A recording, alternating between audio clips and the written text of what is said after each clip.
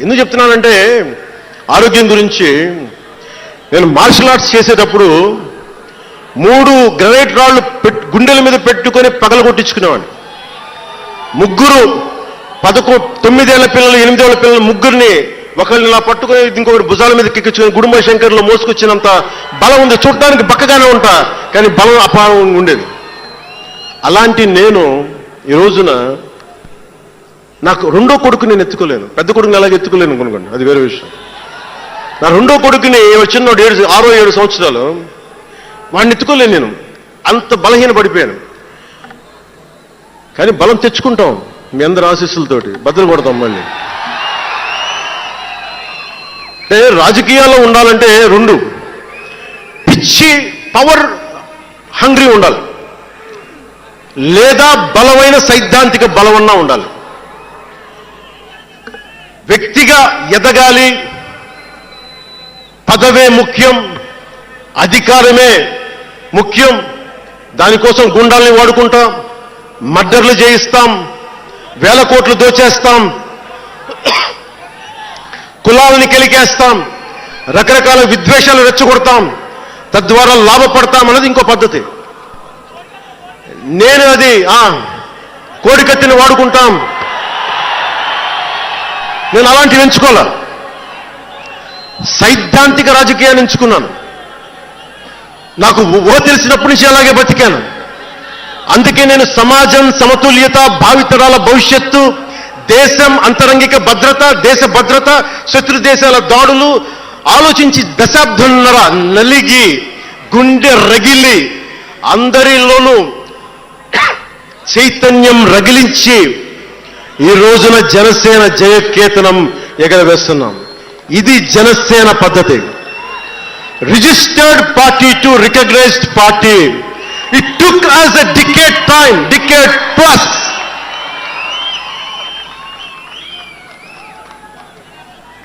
అంటే నువ్వు ఎలా మార్చేసుకుంటావు అంటారు. నువ్వు అలా పడితే ఎలా మార్చేసుకుంటావు అని మాట్లాడతారు.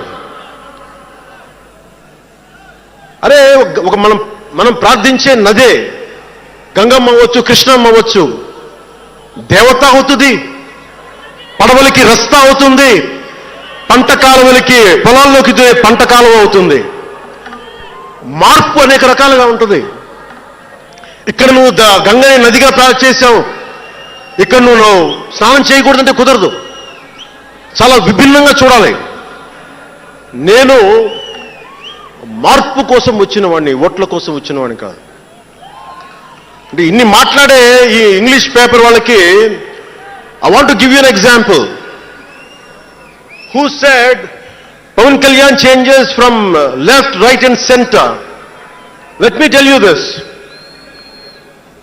One example from one of your journalist brotherhood, from your journalist brethren, Sri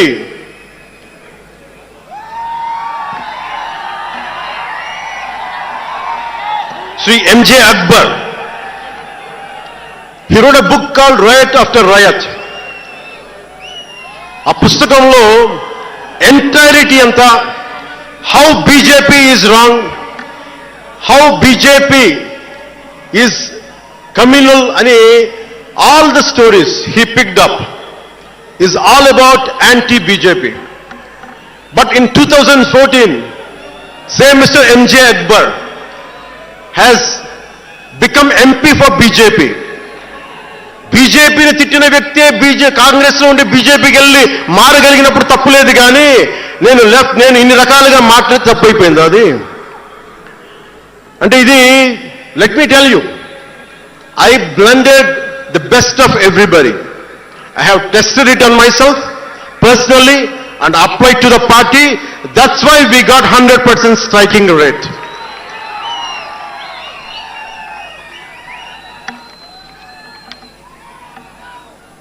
నేను ఎలాంటి కాలంలో పెరిగానంటే, భావోద్వేగాలు లేకుండా, జీవిత బరువులు మోయకుండా, కించిత్తు భావుకత లేకుండా, బాధ్యతగా నడవకుండా ఉంటే ఇంత దూరం రాగలమా?